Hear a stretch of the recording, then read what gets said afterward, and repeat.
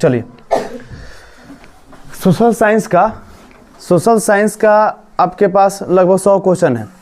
VVI question है, इसमें आपको economics, political science, history, geography और आपदा प्रबंधन सारा मिलेगा इसमें। ठीक है, बस बारीकी से इसको देखते रहिए। 1 घंटा हम कोशिश करेंगे इसको पूरा ख़त्म कर देने का। ठीक है, आप लोग जहाँ डाउट हो आप लोग पूछ लीजिएगा, लेकिन हम आपको डाउट पूछने का मौका नहीं देंगे, बताते चलते हैं। ठीक है, ध्यान समझिएगा। चलिए, क्वेश्चन है आपका, भारतीय कृषि के क्या है? भारतीय कृषि के 5 ना, तो भारतीय कृषि के 5 विशेषताओं को लिखे। तो क्या है? भारतीय कृषि के निम्नलिखित विशेषता है। भारतीय कृषि के निम्नलिखित विशेषता है। एक में भारत के अधिकांश लोग कृषि पर निर्भर है। भारत में क्या है? अधिकांश लोग क्या चीज पर निर्भर रहता है? कृषि पर निर्भर है। ऐसा तो सबका जॉब है, सब बिजनेस ही किए हुए नहीं। भारत में लगभग 60% लोग, 60 से 70%, 60% लोग क्या कृषि पर निर्भर है। सिंचाई के लिए वर्षा जल पर निर्भर है। सिंचाई के लिए हम लोग क्या है? भगवान बारिश करवा दीजिए, बारिश हो जाता है कृषि अच्छा, ऐसे कहते हैं ना हम लोग। तो प्रकृति पर निर्भर है।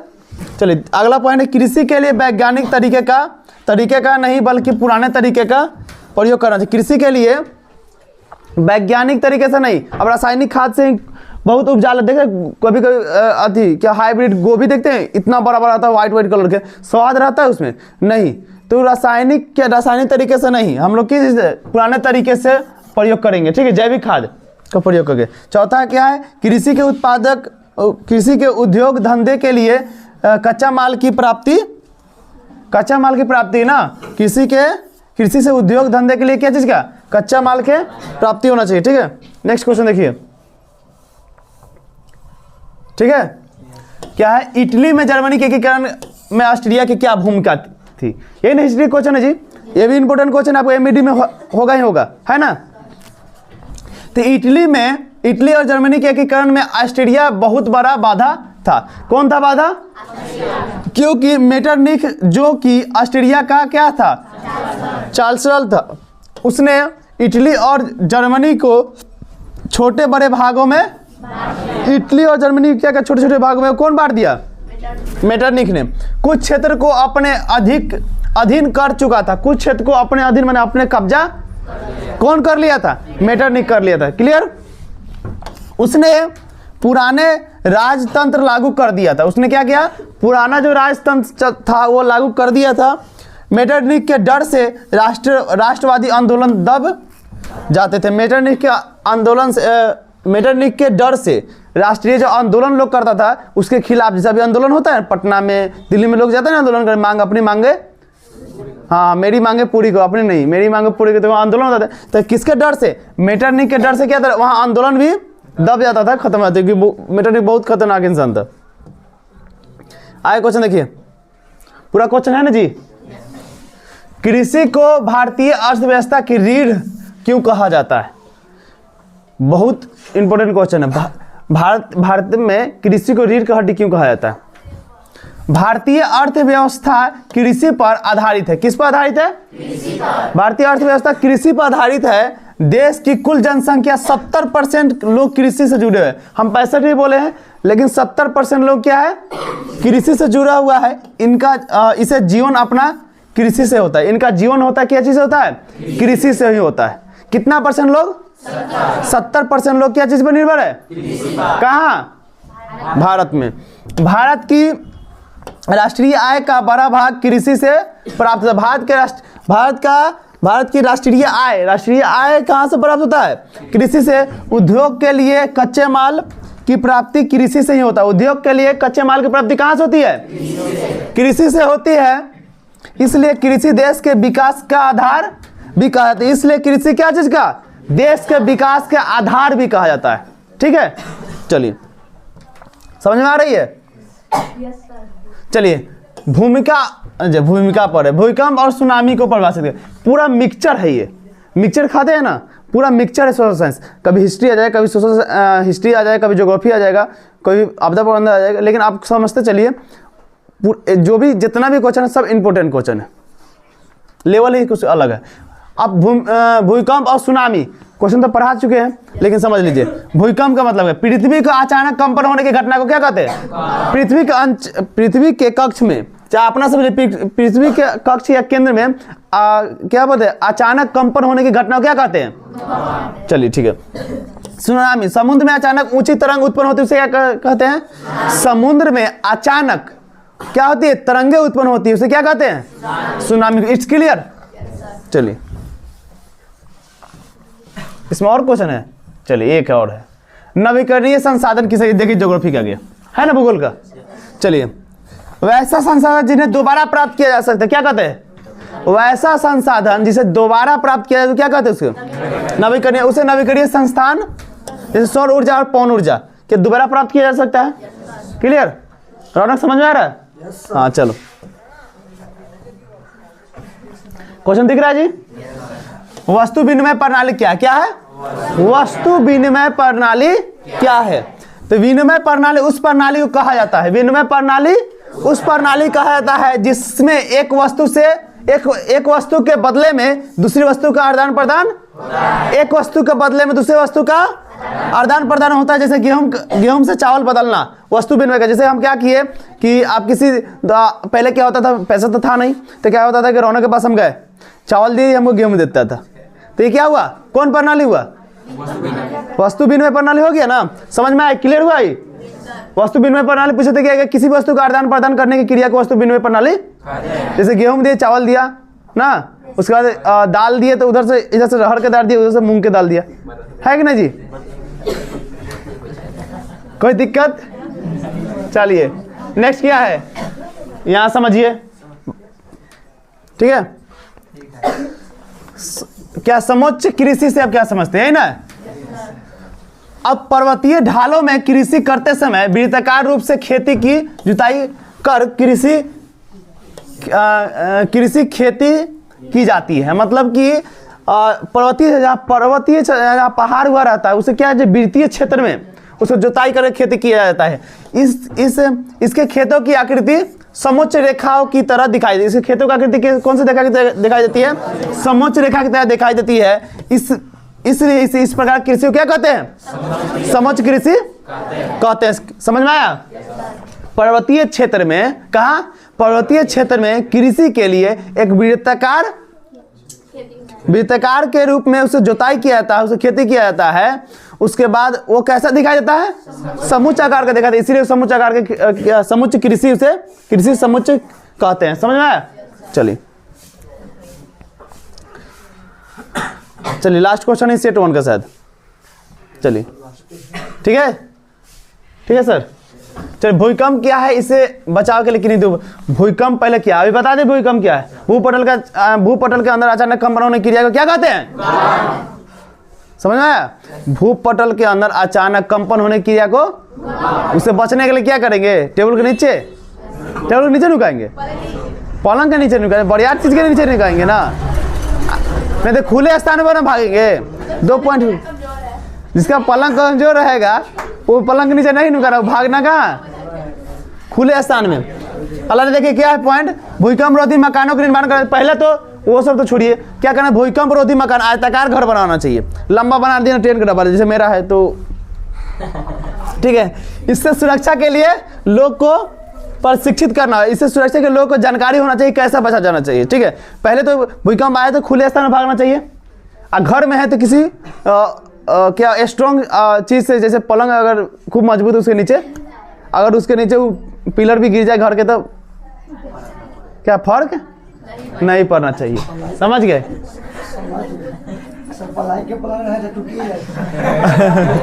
अच्छा तो वो टूट जाएगा तो बात की बात है।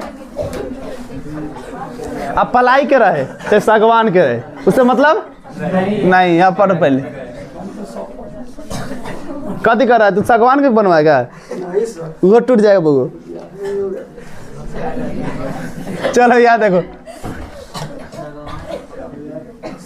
तो सागवान के बनवाएगा। अच्छा, जो वीडियो देखेगा ना तो उससे पूछेगा रास्ता में। नेक्स्ट क्वेश्चन क्या है?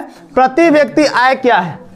इकोनॉमिक्स का क्वेश्चन, अर्थशास्त्र। प्रति व्यक्ति आय क्या है? प्रति व्यक्ति आय, देखिए सर दिखाई दे रहा है अब, कुछ लोग को नहीं दिखाई दे रहा होगा, अब दिखाई दे रहा है? क्लियर है? हैं? ठीक है। प्रति व्यक्ति आय, आय देश में रहने वाले व्यक्तियों की औसत आय होती है ना। प्रति व्यक्ति आय देश में रहने वाले व्यक्तियों के औसत आय होती है। कुल राष्ट्रीय आय को कुल जनसंख्या से भाग देने पर भागफल जो बचता है, यही ना है जी, जिसमें कुल राष्ट्रीय आय, कुल जो राष्ट्र के जो आय होता है और कुल जनसंख्या से भाग देने पर जो भागफल बचता है उसे प्रति व्यक्ति आय। फॉर्मूला है प्रति व्यक्ति आय बराबर राष्ट्रीय आय बटे कुल जनसंख्या, दिया है ना जी। प्रति व्यक्ति आय बराबर राष्ट्रीय आय बटे कुल जनसंख्या, प्रति व्यक्ति आय बराबर राष्ट्रीय आय बटे कुल जनसंख्या, इसको याद रखिएगा। ठीक है, चलिए नेक्स्ट क्वेश्चन क्या है? ठीक है सर, देखिए ठीक है। चलिए, भारत के प्रमुख 4 राष्ट्रीय हवाई अड्डे का नाम बताना। एक पटना वाला क्या नाम है? हाँ जयप्रकाश, लेकिन प्रमुख पूछ रहा है, माने अंतरराष्ट्रीय प्रमुख। पटना तो है नहीं ना, वहां से जा ले रे विदेश, सऊदी, सैया सऊदी के ना रौनकवा गए। चलिए, भारत के प्रमुख 4 अंतरराष्ट्रीय हवाई अड्डे के नाम निम्न। एक में क्या है? इंदिरा गांधी अंतरराष्ट्रीय हवाई अड्डा कहाँ है जी? इंदिरा गांधी राष्ट्रीय हवाई अड्डा कहाँ है? नेताजी सुभाष चंद्र बोस अंतरराष्ट्रीय हवाई अड्डा कहाँ है? चलिए, छत्रपति शिवाजी अंतरराष्ट्रीय हवाई अड्डा कहाँ है? महाराष्ट्र, जिसको मुंबई बोलते हैं ना जी। अच्छा, अन्ना दुरई अंतरराष्ट्रीय हवाई अड्डा कहाँ है? चेन्नई। ये सब से कहाँ? यहाँ से अंतरराष्ट्रीय, यहाँ से विदेशों, अमेरिका, जहाँ जाना है, लंदन, जापान, जहाँ जाना है यहाँ से आप जा सकते हैं ना रौनक। चलिए, इसको कोई दिक्कत? पटना से नहीं, पटना से नहीं, पटना से दिल्ली, दिल्ली से वहाँ। ठीक है, कौन बोलता है रे? वो अंतरराष्ट्रीय हवाई अड्डा थोड़े है। अच्छा तू जाना ना, आए हला नहीं। नेक्स्ट, उदारीकरण को परिभाषित करें। क्या क्वेश्चन? उदारीकरण को। तो उदारीकरण का अर्थ है सरकार द्वारा बनाई गई आर्थिक नीतियों में, क्या? सरकार द्वारा बनाई गई आर्थिक नीतियों में विशेष छूट प्रदान करना। क्या है? सरकार द्वारा जो भी बनाया गया नियम है, ठीक है, बनाए गए आर्थिक नीति जो है उसमें कुछ छूट आपको मिल रहा है, तो उसे क्या कहिए? उदारी। चलिए, उदारीकरण कहते हैं। कोदारीकरण नहीं भाई, उदारीकरण है। कोदारी है चलाना है, क्या चला? देखिए, इट्स क्लियर है, दिखाई दे रहा है। जल संरक्षण से आप क्या, इसके क्या उपाय है? जल संरक्षण पूछ रहा है छोटू बॉस।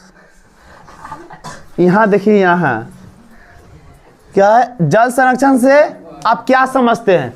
ठीक है, क्वेश्चन पहले पढ़ते हैं। आंसर, जल का नियोजन एवं विवेक पूर्ण ढंग से उपयोग करना तथा जल की बर्बादी को रोकना जल संरक्षण है। जल संरक्षण नाम से ही पानी को बचाना, जल को बचाना जल संरक्षण है। बेफालतू उसको यूज नहीं करना। खोल के छोड़ दिए, नल पानी गिर रहा है, देख रहे हैं अभी नल जल वाला कार्य कितना हो रहा है। नीतीश बाबा के देन है, नीतीश चाचा का, सॉरी बाबा नहीं, नीतीश चाचा के देन है ना जी। देख नल जल कितना है, पलटू बाबा क्या खोल देते हैं लगातार, क्या बहते रहता है, गाँव में सब खोल देता है, ऐसे पानी गिर रहा है, पाइप कट गया हुआ है ना। तो जल का बर्बादी है, जल के बारे में पूछना है। जल संरक्षण जाकर राजस्थान में पूछिए, वहाँ जो वर्षा होती है ना, वहाँ के जो वर्षा का पानी होती है उसको क्या छत पर एक ढालू बना के गड्ढा रहता है, ठीक है, उसमें पानी को रोक लेता है। उस पानी को महीनों दिन यूज करता है कपड़ा धोने में, समझ गए? कपड़ा धोने में वहाँ पर यूज करता है। वहाँ रेगिस्तान में बारिश के वहाँ पूछिए पानी का क्या स्थिति है। यहाँ लोग पानी बेफालतू यूज करते जा रहा है, समझ गए? तो क्या है? जल को बचाना क्या है? जल संरक्षण है। सो के उठ गई, चलो पढ़ लो तो से। क्या है? पानी को बचाना क्या है? जल संरक्षण है। तो क्या है? आप अपने भाषा, जल का नियोजित एवं विवेकपूर्ण ढंग से उपयोग करना। जल को हम लोग क्या विवेकपूर्ण ढंग से उसको उपयोग करेंगे और उसको बचाने की क्रिया क्या कहते हैं? जल संरक्षण कहते हैं। आज पूरा विश्व जल संकट की स्थिति में गुजर रहा है। आज पूरा विश्व क्या चीज में? जल संकट के स्थिति में गुजर रहा है। भविष्य में जल संकट की स्थिति की ओर भी गंभीर न हो, इसके लिए हम सभी को जल का उपयोग तरीके से करना, सही तरीके से करना चाहिए। जल का उपयोग किस चीज से? सही तरीके से करना चाहिए, क्योंकि आने वाले कल में पानी की बहुत बड़ी गंभीर समस्या आएगी नहीं, आ सकती है। सर कौन सा कल ये अब ये कल चाहे नेक्स्ट, समझ गए। जल संरक्षण के निम्नलिखित उपाय है। एक में जल को प्रदूषित होने से बचाना चाहिए। जल को प्रदूषित होने से, गंगा जी में लोग कारखाना जाकर फेंक आता है, बाथरूम सफाई करा को होते फेंक आता है, फेंक नहीं आता है सब, तो सब क्या है, ये सब प्रदूषण है ना। नेक्स्ट क्वेश्चन क्या है देखिए, अच्छा उसी में भी पॉइंट है, प्रदूषित जल को दोबारा उपयोगी बनाना चाहिए। जो प्रदूषित जल होगी उसको प्यूरिफाई के उपयोगी बनाना चाहिए, ठीक है।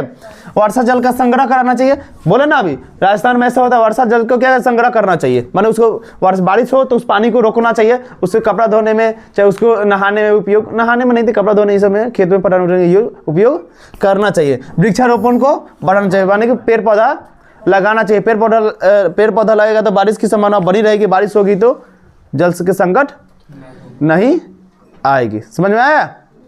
समझ में आया निहाल जी? हाँ ठीक है सर। आर्थिक संकट से आप क्या समझते, क्या है आर्थिक संकट?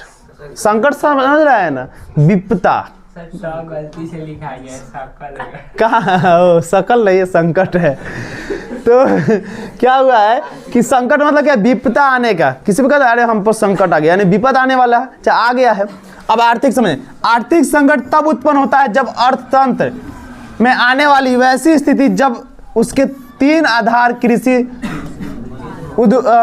उद्योग और व्यापार के विचार लिखिए। व्यापार का विकास ठप पड़ जाए, माने व्यापार के विकास, जैसे कृषि भी खराब हो जाए, व्यापार की विकास भी ठप हो जाए, उसमें लाखों लाख लोग बेरोजगार हो जाते हैं तथा वस्तु तथा मुद्रा दोनों की दर में कमी आ जाती है, उसे क्या कहते हैं आर्थिक संकट आ जाता है। बेरोजगारी में कमी होना, कमी कैसे होना, तो व्यापार को ठप पड़ना और कृषि उद्योग खराब हो जाना, क्या है आर्थिक संकट। नेक्स्ट क्वेश्चन देखा हो, वन के पर्यावरण महत्व का क्या है, वन के पर्यावरण महत्व का वर्णन करें। तो वन का पर्यावरण महत्व निम्न हाँ लिखित है। एक में वन पर्यावरण में उपस्थित प्रदूषण को, वन में जो उपस्थित प्रदूषण को क्या करेंगे, दूर करेंगे। वन से समान विभिन्न प्रकार के भोजन प्राप्त हम लोग करते हैं ना वनों से, फल नहीं, फल खाते हैं ना। यह मानना है कि जीवनदायी औषधि है। ये क्या हम लोग मनुष्य के लिए क्या जीवनदायी औषधि है ना, फल है, उसका जलावन उपयोग करबे करते, फल उपयोग करबे करते, उसका फल, उसके बाद उसका पेड़ जब सूख जाता है, मर जाता है, तो उसको लेकर हम लोग खिड़की टेबल कुछ बनवाए, मतलब उसका पूरा चीज़ उपयोग हम लोग करते हैं ना। तो क्या हम लोग के लिए यह मानव का जीवनदायी औषधि है। औषधि मतलब दवा होता है। वन वर्षा जल को अवशोषित कर बाढ़ से, पेड़ पौधा क्या हम लोग को बाढ़ से बचाता है। चंपारण में बाढ़ आने के कारण क्या है, वहां पेड़ों की कटाई ना जी। कई जीवन उपयोग वस्तुओं का निर्माण वन से ही, कई जीवन वस्तुओं का निर्माण क्या वन से ही होता है। अनवीकरणीय संसाधन किसे कहते हैं, क्या है अनवीकरणीय संसाधन। काहे तुम दोनों एकदम इकट्ठे सट के बैठ गया, हट कहा छोटू बस, हाथ पकड़ के ऐसे बैठल है। अरे हाँ गधा कहीं अरे गधा, देखो ना पर इधर देखो यहाँ, और जोड़ी ठीक है मोटू और पतलू का। एक गो में कौन किसका है, चिंगम के कमी है, आयो कौन है एक और कौन है, अजोर बना के डर है घसीटा नाम बगल में निहाल। चलिए अब समझ लीजिए, हल नहीं। वैसा संसाधन अनवीकरणीय किसे कहते हैं ना क्वेश्चन है। वैसा संसाधन जिन्हें दोबारा प्राप्त नहीं किया है तो उसे अनवीकरणीय संशोधन कहते हैं, संसाधन सॉरी कहते हैं। वैसा संसाधन जिसे हम दोबारा उपयोग नहीं कर सकते हैं उसे क्या कहते हैं अनवीकरणीय संसाधन। जैसे क्या कोयला, पेट्रोलियम, प्राकृतिक गैस, इसको क्या है दोबारा प्राप्त। कोयला जलेगा उसमें राख हो जाता है ना जी। पेट्रोल को दोबारा हम लोग गाड़ी चलाते हुए निकाल के उपयोग कर सकते हैं नहीं। प्राकृतिक गैस क्या होता है, खत्म हो जाता है, दोबारा उपयोग नहीं होता है। समझ में आया? तो आपको एडजेक्टिव क्वेश्चन में पूछता है नवीकरणीय और नवीकरणीय, नवीकरणीय पूछेगा तो क्या बताएगी? नवीकरणीय स्रोत जिससे दोबारा उपयोग किया जा सके, ऐसे दोबारा उपयोग नहीं किया जा सके। चलिए सब तेज हो गया है, तेज। चलिए खरीफ फसल किसे कहते हैं, इसका उदाहरण? ठीक है सर, खरीफ फसल किसे कहते हैं, इसका उदाहरण भी बताना है। तो खरीफ फसल जून से जुलाई में बोया जाता है। खरीफ फसल जून से जुलाई में बोया जाता है तथा अक्टूबर से नवंबर में, तो अक्टूबर से नवंबर में क्या होता है, उसे काटा जाता है। कब बोया जाता है? जून से जुलाई में बोया जाता है। अक्टूबर से नवंबर में क्या होता है, उसे काटा जाता है। उसे क्या कहते हैं? जैसे में मक्का, ज्वार, सोयाबीन। क्या चीज? जैसे में मक्का, ज्वार और सोयाबीन को क्या होता है, जून जुलाई में बोया जाता है और उसके बाद काटा कब जाता है? अक्टूबर नवंबर। It's clear? यही तो मेरा फोटो आ गया, खत्म। ये मेरी माँ है। चलिए सेट कितना था? 2 हो गया ना? 3 तो है ही नहीं शायद इसमें, 4 निकालता, 3 छूट गया हुआ है। 4 कहाँ है सर? ये चलिए कितना नंबर था लास्ट में क्वेश्चन? एक 25 आ गया, लेकिन 3 में लगभग 8 क्या क्वेश्चन छूट गया, उसको करा देंगे कल, उसको खोज कर। ठीक है, आज कितना तक क्वेश्चन किए थे हम अभी? 16 तक।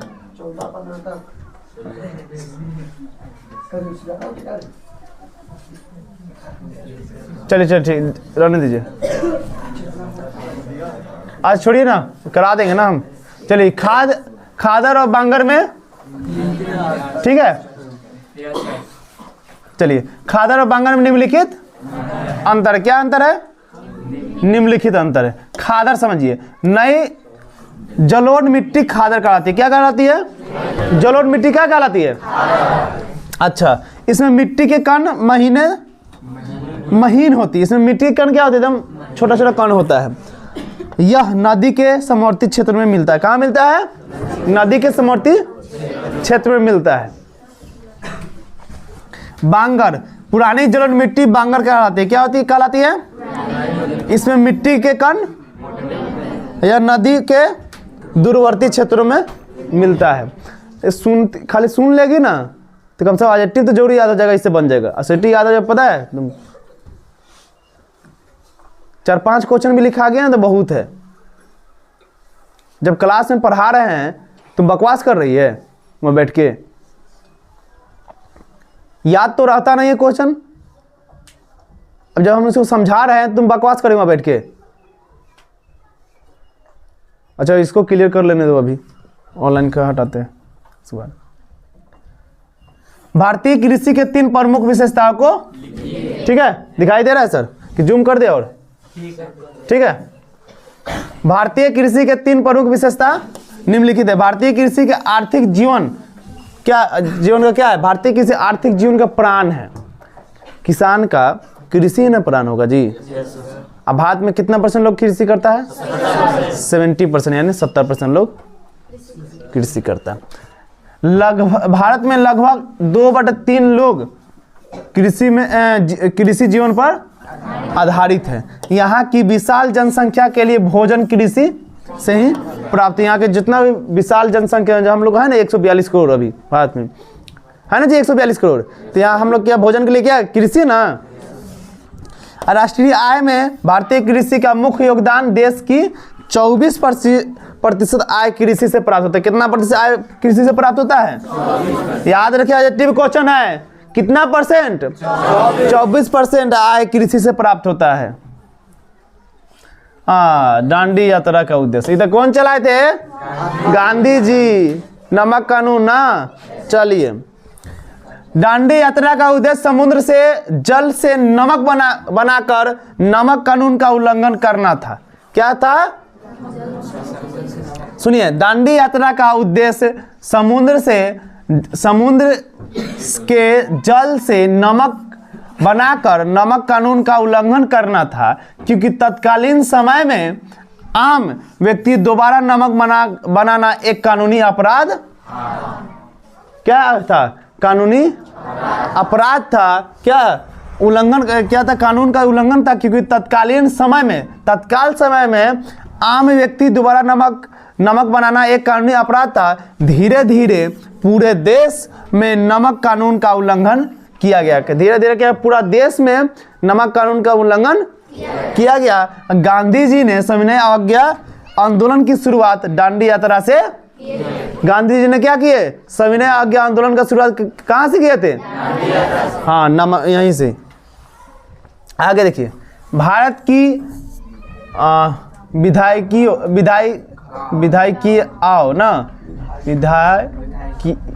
विधायिकाओं में महिलाओं के प्रतिनिधि की स्थिति क्या है? विधायकी मतलब विधायक, विधायिका लिख दिया, सीधे एमएलए लिख देता।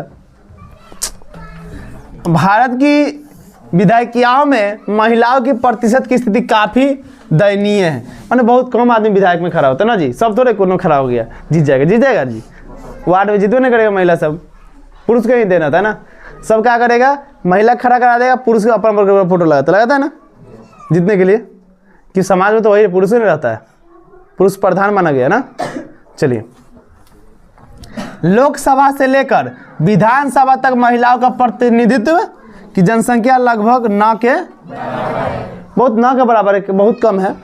केवल पंचायत स्तर पर इसका प्रतिनिधित्व अधिक देखा जा सकता है। पंचायत स्तर पर मतलब मुखिया के इलेक्शन में महिलाओं की जनसंख्या, मुखिया, वार्ड, सरपंच और ये सचिव समिति, ये सब में क्या है? महिलाओं की प्रतिनिधि भागीदारी ज़्यादा होती है ना जी। लेकिन विधानसभा लोकसभा के में कम होती है, क्योंकि पंचायत स्तर पर महिलाओं को आरक्षण प्राप्त है। क्योंकि पंचायत स्तर पर महिलाओं को कि 1 साल खाली महिला खड़ा हो सकती है ना, 1 साल खाली, इसलिए आरक्षण मिला हुआ है। तो खड़ा जेंट्स तो होगा नहीं, तो महिला होगी तो जीतेगी कौन? महिला ना होगी, जीतेगी। वही बात है। संसद में इसका 3/4 सीट पर आरक्षण हेतु सरकार द्वारा प्रयास जारी है। संसद में इसका 3/4 आरक्षण के लिए लोग इसे अपील कर रहा है, प्रयास जारी है, लेकिन वहाँ अभी आरक्षण नहीं मिला है, जिसके कारण वहाँ जनसंख्या में कमी है। जेनेवा समझौता कब और किन के बीच हुआ है? ना हिस्ट्री क्वेश्चन जी। जेनेवा समझौता फ्रांस और वियतनाम के बीच अमेरिका हस्तक्षेप के कारण 1954 ईस्वी में हुआ था। कब हुआ था? 1954 ईस्वी में हुआ था। जेनेवा समझौता फ्रांस और किसके बीच? वियतनाम के बीच। अमेरिका उसमें क्या था?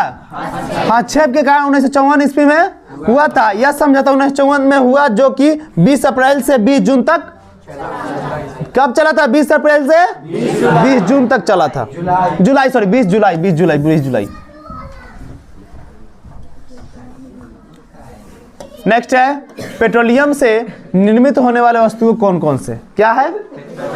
पेट्रोलियम से निर्मित होने वाले वस्तु कौन कौन है? नहीं ना जी। पेट्रोलियम से निर्मित होने वाले वस्तु को निम्नलिखित एक में किरोसिन तेल, 2 में पेट्रोल, कीटनाशक एवं अन्य दवाएं, साबुन, डीजल, कृत्रिम रेशा और प्लास्टिक आदि। क्या क्या होता है?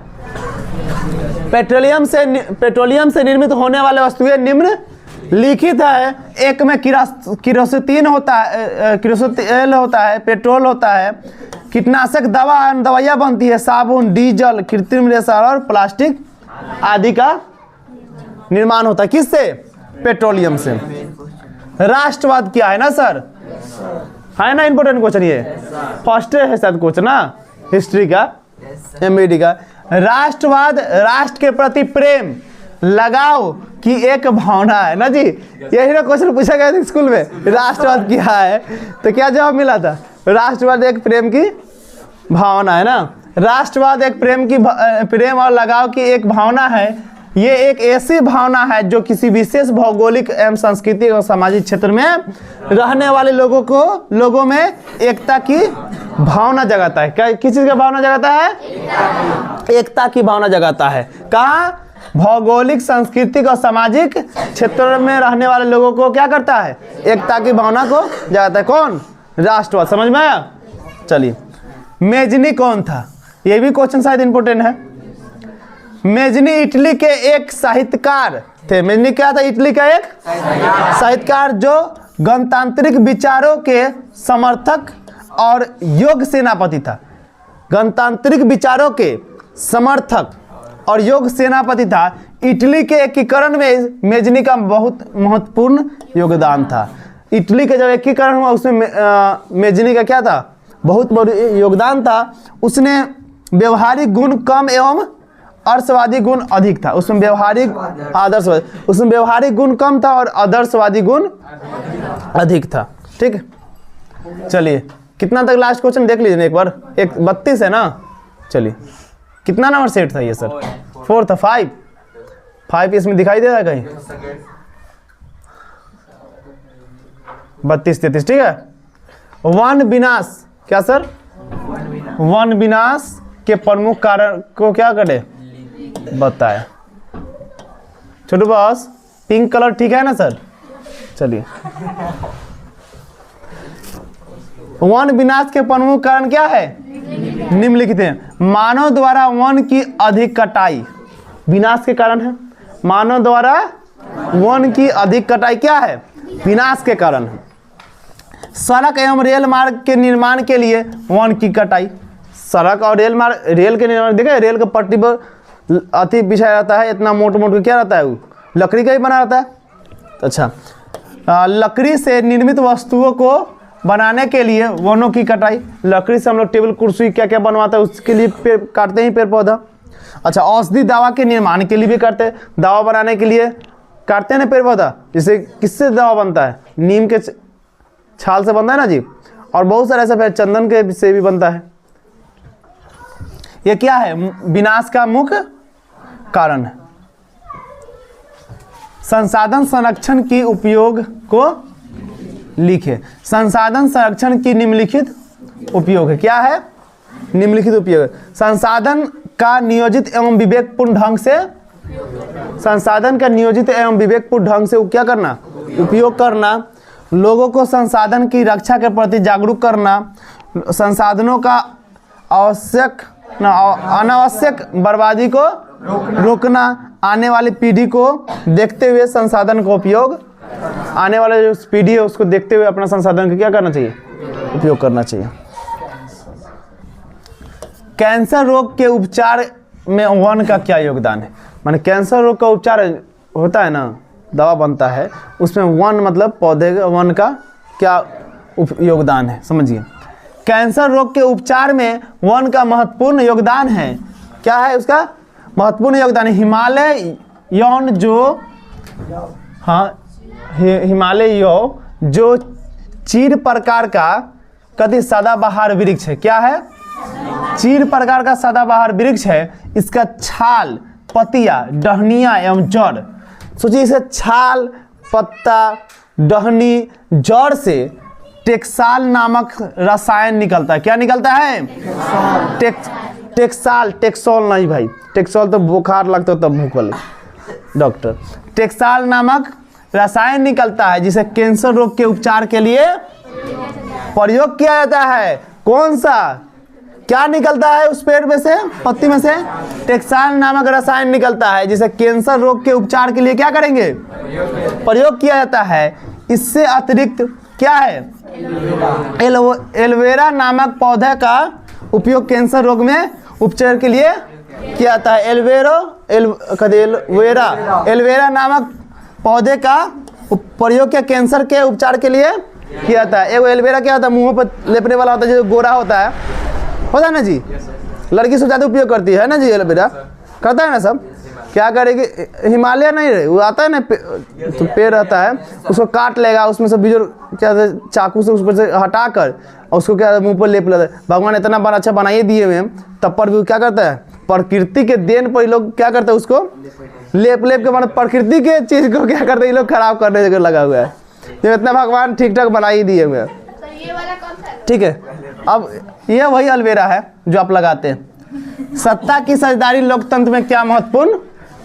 सत्ता की साझेदारी जिंदा उंदा है जी। चलिए ठीक है।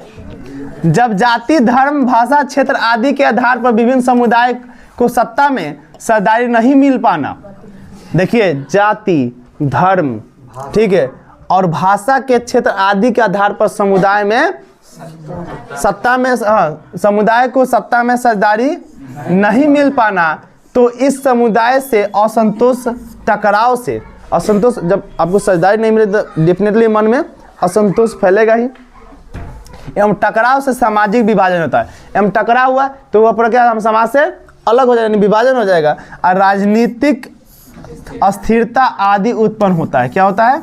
राजनीतिक अस्थिरता आदि उत्पन्न होता है। इन समस्याओं को उत्पन्न होने से क्या होता है? इन समस्याओं को उत्पन्न होने से रोकने के लिए आवश्यक, इन समस्याओं को उत्पन्न होने से रोकने के लिए आवश्यक कि सत्ता में सभी समुदाय की समझदारी हो। इसको रोकने के लिए क्या किया है? इसे रोकने के लिए सत्ता साझेदारी लोकतंत्र का बहुत बड़ी महत्व है। ठीक है, आगे देखिए, ये भी क्वेश्चन इंपोर्टेंट। संघ सूची, राज्य सूची तथा समवर्ती सूची से आप क्या समझते हैं? है ना क्वेश्चन जी? समझिए, संघ सूची विषय की वह सूची जिस पर केंद्र सरकार कानून बनाए उसे संघ सूची कहते हैं। केंद्र सरकार जहां बनाएगा उसे क्या कहेंगे? संघ सूची कहेंगे। राज्य सूची यानी कि विषय के वह सूची जिस पर राज्य सरकार कानून बनाएगा उसे क्या कहते हैं? राज्य सूची। या नीतीश कुमार जो चलाएगा ना, वो क्या हुआ? अब मोदी जी चलाएंगे वो, हाँ, केंद्र सूची कहेंगे। ठीक है, असमवर्ती सूची समझिए, विषय की वह सूची जिस पर कानून बनाने के लिए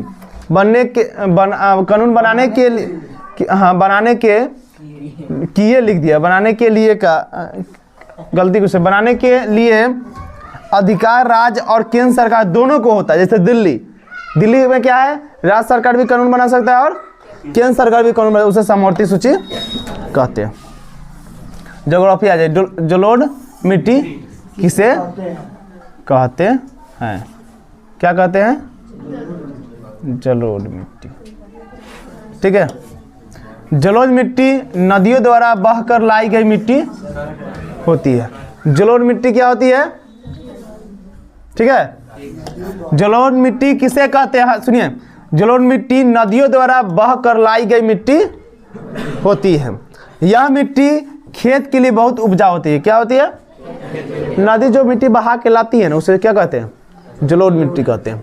और यह बहुत उपजाऊ होता है, जो धान तथा गन्ना के लिए बहुत ही उपयुक्त होती है। धान तथा गन्ना के लिए, धान के लिए और गन्ना के लिए क्या होता है? बहुत उपयोगी होती है। यह मिट्टी गंगा, कृष्णा, गोदावरी, कौन नदी? गंगा, कृष्णा, गोदावरी और कावेरी तथा अन्य महानदियों के मैदान में मिलती है। जलोढ़ मिट्टी कहाँ मिलती है?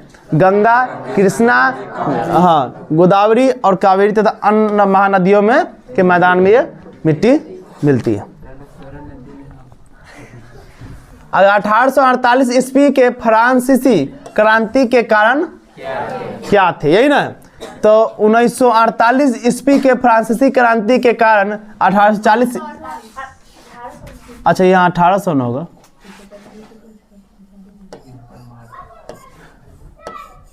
1848 ईस्वी के फ्रांसीसी क्रांति के कारण 1840, गलती है, उन्हें क्वेश्चन ही गलत है, ये सही है ना? 1848 कहाँ पर? वहीं पे जा, ठीक है ये सर, वो तो ठीक है, ठीक है, 1848 सही है, नहीं है? तो ईस्वी के फ्रांसीसी क्रांति के कारण 1840 ईस्वी में कहती है गिज्जो को फ्रांस का प्रधानमंत्री, किसको नियुक्त किया गया? गिज्जो को, गजनी नहीं कहिएगा। इसके शासनकाल में कोई भी सुधारणात्मक कार्य नहीं हुआ। इसके शासन में कोई सुधारणात्मक अच्छा कार्य नहीं हुआ था, जिससे देश में बेरोजगारी एवं भूखमरी, ऐसे देश में क्या बढ़ गया? बेरोजगारी और भूखमरी और बढ़ते चला गया। सरकार के इन नीतियों के खिलाफ लोग प्रदर्शन करने लगे। सरकार की इन नीतियों के खिलाफ लोग क्या करें? प्रदर्शन करने, जुलूस निकालने लगे। 1848 ईस्वी के फ्रांसीसी क्रांति होने के कारण रहा था। यही कारण था क्या कि गिज्जो के सरकार में क्या हुआ? गिज्जो के सरकार में क्या बेरोजगारी और भूखमरी बहुत अत्यधिक बढ़ गई थी, जिसके कारण लोगों ने सड़क पर उतर गए और क्या प्रदर्शन करने लगे ना जी, जुलूस निकालने लगे, यही कारण था ना 1848 ईस्वी का।